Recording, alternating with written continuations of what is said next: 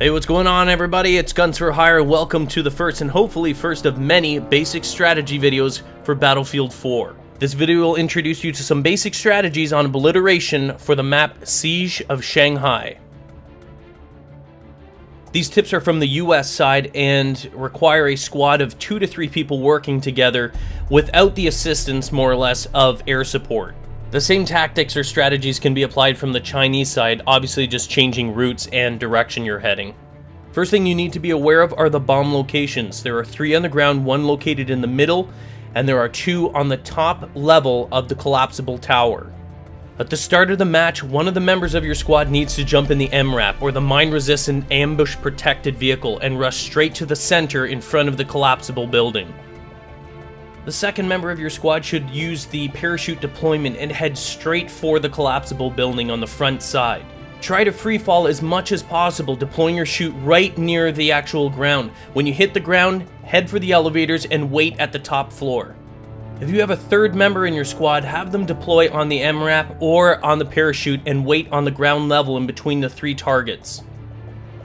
In the event that the first bomb target is on the ground, you're going to be in a good position in the MRAP. It's important actually to use the MRAP and not a tank because of the speed. Remember to hold down the shift button if you're on PC. I don't know what it is for consoles, but you're going to want to make sure you're using acceleration. And this is exactly the reason why you want it. So have the MRAP right in the front. It's either going to be on the forward side. You kind of want it in the beginning, but we saw actually that the target was close there, so I didn't stop. This is exactly why you want the MRAP there, to get away from that tank fast. Go near the front here, just let it go. Plant the bomb. Now, after you plant the bomb on this side here, it's important, if they're not shut already, close the blinds, the armored blinds there. You don't want them coming in, the enemy coming in from all sides. You want to contain it. You want to know that they're only going to be coming in from that front side. And you can see that they'll be coming in from this side here.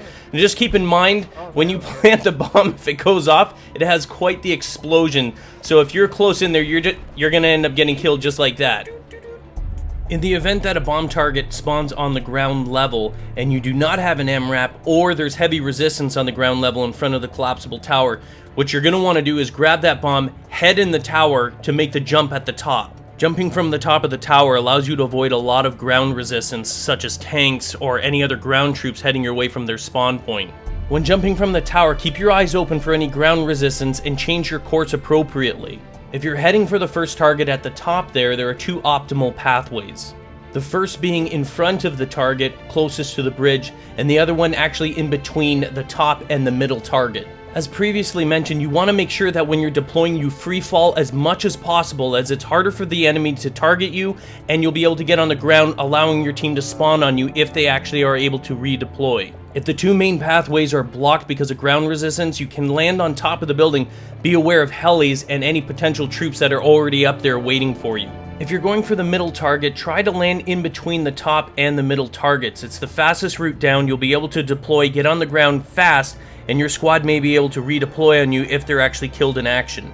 If there's little to no ground resistance and you're aiming for that middle target, try to land actually in between the bottom and middle target and slip around the back, because the bomb target is located on that wall.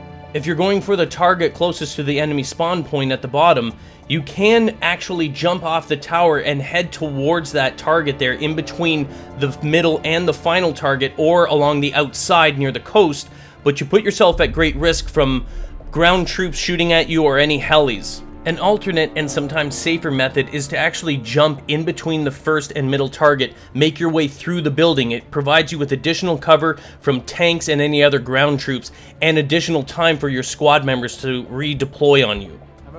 This clip is going to show you the ground tower split, where 1 member stays on the ground level, 1 person goes up, which happens to be myself, and waiting for the bomb.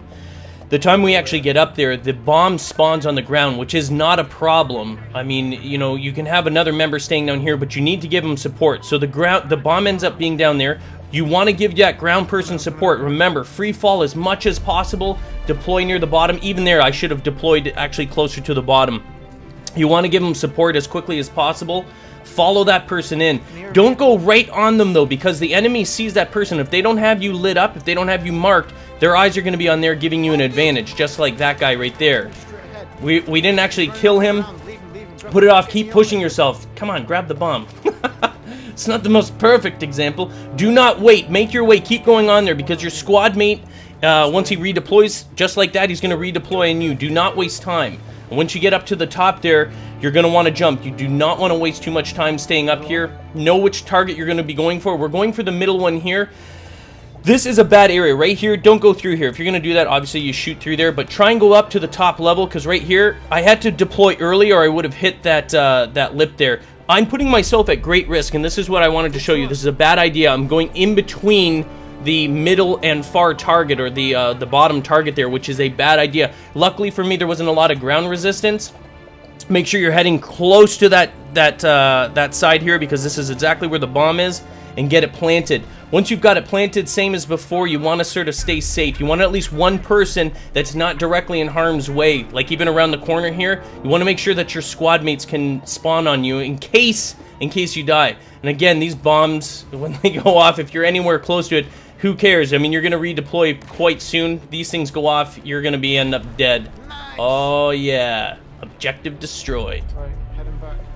Now this last clip here I'm throwing in, it's not really a ground strategy, as you can see. It's more to do with the helicopters. And I wanted to throw this in there because it's important. If any of you are good pilots, when you grab a transport helicopter, make sure you stay with the bomb. It doesn't matter if your team's got the bomb or the opponents have the bomb, just like this. Because the second that you get that bomb, if other enemy players are spawning in on those ground members that are trying to plant it, you need to be able to be right there, just like this guy. He's not even on our squad, but he knows, he's obviously got some good common sense. He was there, he was on the ground the second I jumped in, going straight over to that bottom target and planting.